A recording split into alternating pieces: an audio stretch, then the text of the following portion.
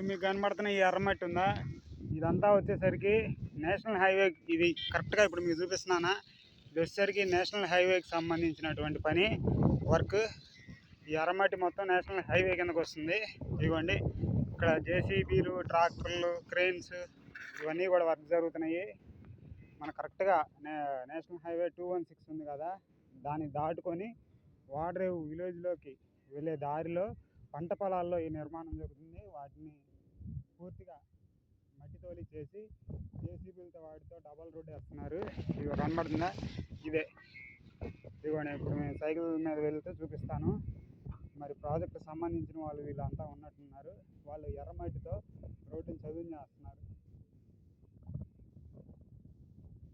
ఇది national highway 167A సంబంధించినటువంటి work.